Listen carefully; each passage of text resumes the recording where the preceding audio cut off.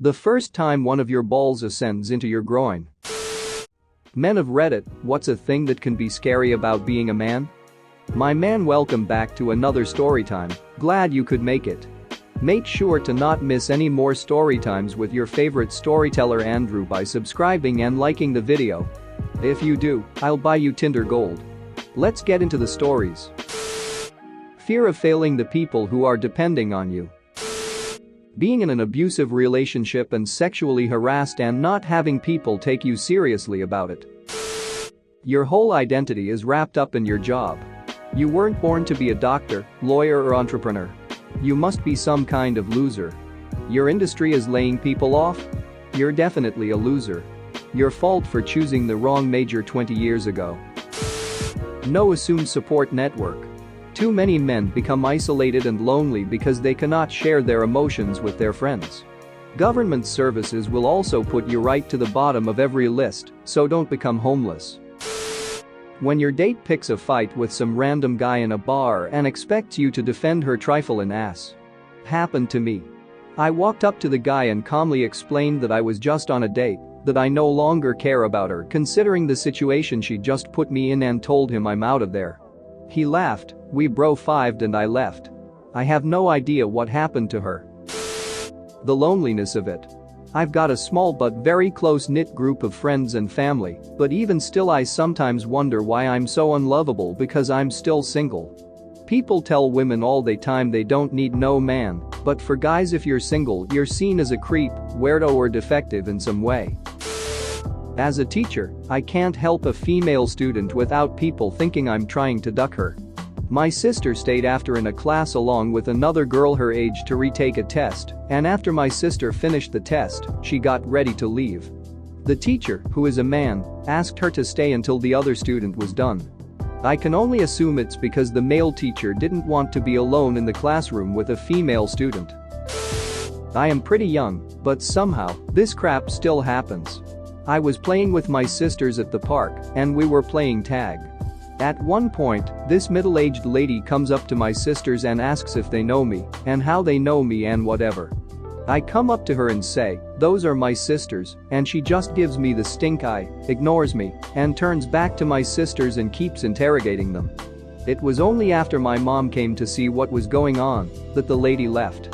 BTW, I'm in middle school and have been mistaken for being 11 years old, so I don't know what that lady thought I was doing.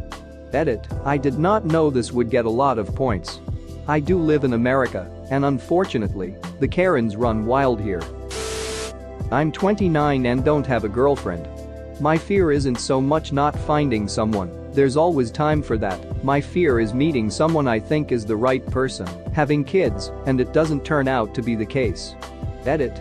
Wow, I didn't expect this to blow up like it did.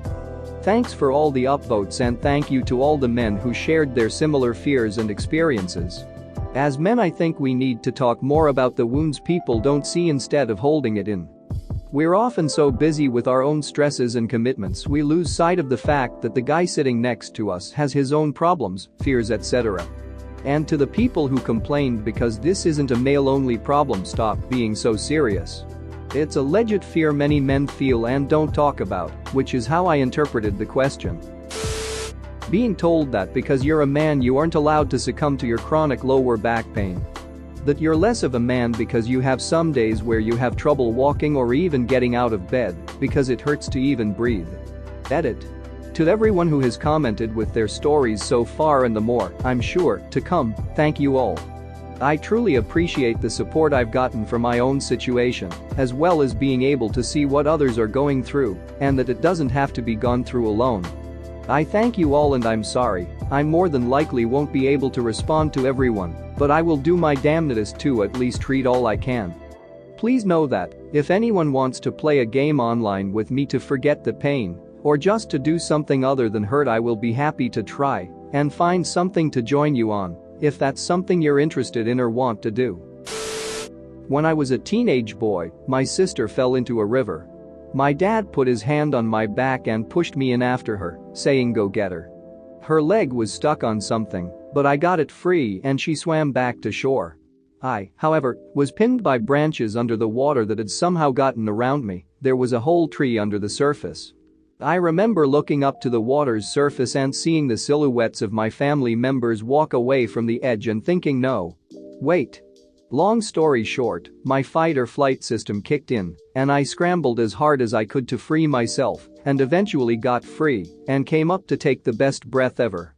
When I was crawling back on the sand, my dad, sister and brother were about 100 yards down the bank. He turned and said, "Come on," and I hurried after while gagging on water. That about sums up my experience so far. People just expect you to be okay in obviously dangerous situations. I knew guys who drank themselves to death because liquor is easy, but saying, "I need help" is hard. Speaking on behalf of my husband. The sheer expectation that he can shoulder everyone's stress. If you are a man with emotional intelligence, people will simultaneously act like you are both a rare unicorn and that you must take that emotional intelligence and merge it with the men can shoulder it all mentality. This means he's utilized way too often by too many family and friends who don't make any emotional effort. He's asked to manage everyone's drama. He doesn't, but the sheer expectation that he won't burn out simply because he's a man is hard to watch. Losing your penis in an industrial accident. People are posting a lot of jokes in response to this, but I'm going to take it as being a serious comment and agree with it and extend it to our genitalia as a whole. It might not be something that you wave around and show everybody, but as a society our idea of masculinity is often tied to our penises. How many people comment about compensating for something when someone drives by in a ridiculous giant vehicle? Or use the size of penis as an insult? Or comment about balls of steel or massive balls when you do something impressive? The perception of masculinity may have been changing away from big burly men doing manly things, but so many insults or compliments towards men are based around our genitalia that it reinforces this idea that our penises and testicles are central to our masculinity. I can't imagine how I would feel if I was in a car accident or something and I lost my penis. Even if the rest of my life continued exactly as normal, I can't help but feel like I would be less of a man because of it, and more than that, I feel like I would never be able to address it because I'd be ashamed of it. I would literally rather lose an arm, leg, or go blind.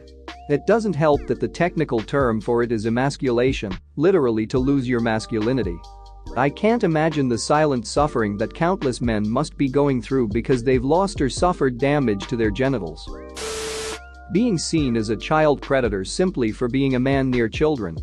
Whenever I see a child that might be lost, I need to remind myself not to help, no matter how much I want to, because strange man approaching child looks bad to too many people. One day, while shopping with my wife, I noticed a small child without her mother who seemed upset.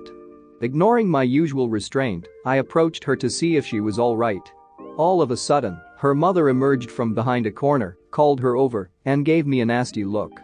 I guarantee that had my wife been the one approaching this little girl, she would have been seen as caring and motherly, not evil person who wants to snatch a small child for perverted reasons.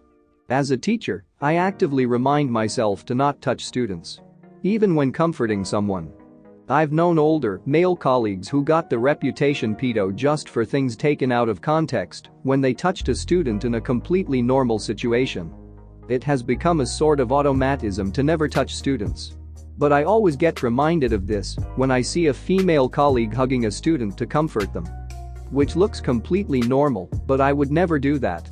It can get incredibly nasty and out of your control too. I'm not even actually a teacher yet, still studying and doing internships in classes, but what happened to me last year is something I will never forget.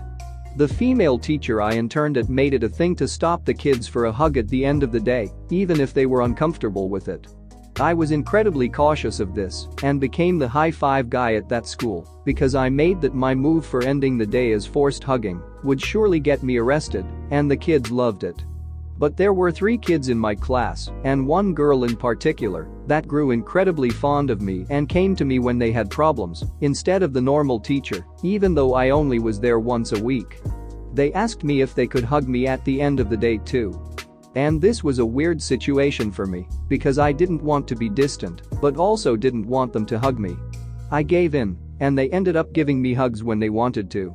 One day I was standing outside the school at the end of the day. We walk outside with the class and wait for all of them to be picked up. The girl had had a terrible week and needed some attention, so when her father took too long, talking parents, we've been there, she came back to me to talk and to get a hug. The father got me removed from that school for that because he saw and was furious. Thanks for watching. What did you think of the story time? Let me know in the comments below. If you liked the video, smash that like button and subscribe so you don't miss any more story times.